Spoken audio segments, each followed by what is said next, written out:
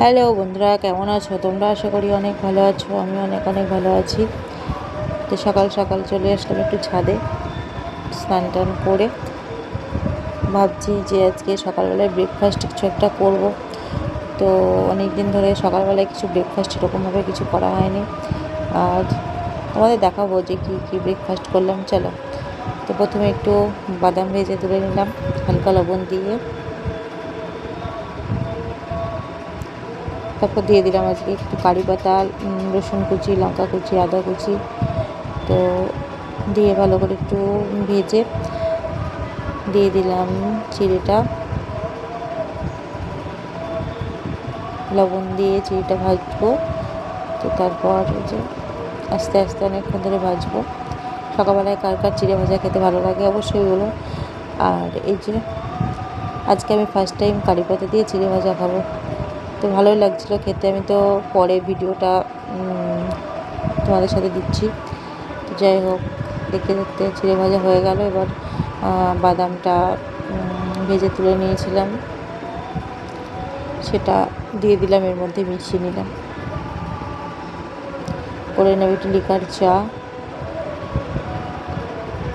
এর সাথে দুধ চা খেলে মানুষ থাকবে না।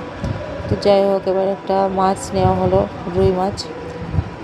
তো রুই মাছের ঝোল করব আর একটু শাক ভাজা করব, বেশি কিছু রান্না করব না।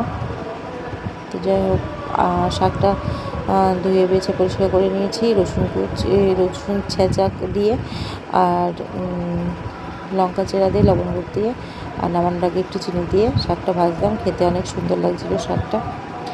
তো তারপরে এই যে আলুটা ভেজে প্রথমে লবণ হলুদ দিয়ে তারপরে একটু জল দিয়ে দিলাম।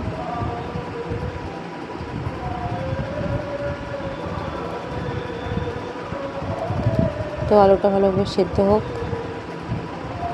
ততক্ষণ মাছটা ধুয়ে পরিষ্কার করে নিয়েছি।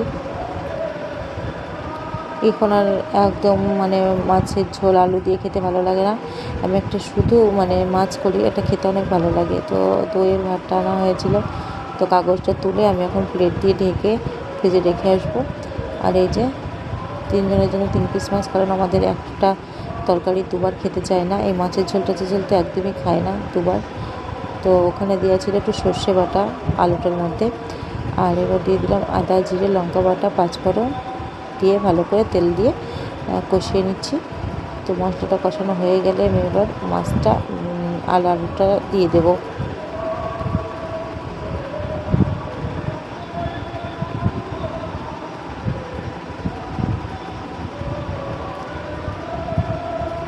আজকে জ্যান্ত মাছ বলেই পেঁয়াজ রসুন দিইনি, নর্মালভাবেই করলাম। আমার আবার রসুন পেঁয়াজ জ্যান্ত মাছে আমার একদম ভালো লাগে না। তো যাই হোক, নাড়াচাড়া করে এবার আমি মাছের ঝোলটা নামিয়ে ফেললাম। কাঁচা লঙ্কা দিয়ে বানিয়েছি, শুকনো লঙ্কা দেওয়া নেই, ওই জন্য কালারটা একটু কীরকম এসছে। তো দেখতে দেখতে আবার রাত্রিবেলাও হয়ে গেল। রাত্রিবেলাতে আলু আর কুমড়ো ভাজি কী করবো বলো তো বন্ধুরা? করবো খিচুড়ি। তো প্রেসার কুকারের মধ্যে জল দিয়ে দিয়েছি, তার উপরে দেওয়া হয়েছে চাল আর ডালটা ভেজে নিয়েছি। আমি সবসময় মুগের ডালেরই খিচুড়ি বানাই, অন্য ডালে বানাই না। তো লঙ্কা চেরাটাও দিয়ে দিলাম ওর মধ্যে। এটা ভেজে নিয়ে এবার ওর মধ্যে দিয়ে দেবো পরিমাণ মতো হলুদ আর পরিমাণ মতো লবণ দিয়ে দেবো। লবণটা না দিলে ঠিকঠাক সেদ্ধ হবে না।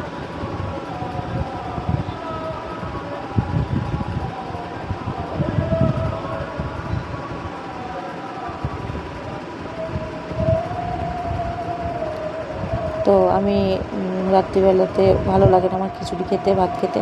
তা আমি আমার জন্য পরোটা বানাবো। পরোটাটা আমি অন্য স্টাইলে বানাবো আজকে। আর এখানে ভাজবো আলু পটল, জিরি জিরি করে ভেজে নেব। আর এখানে খিচুড়ির জন্য শুকনো লঙ্কা, পাঁচফোড়ন, আদা জিরে বাটাটা ভালো করে কষিয়ে নিই, খিচুড়ির মধ্যে যাবে। আর এর মধ্যে দিয়ে দিয়েছিলাম টমেটো।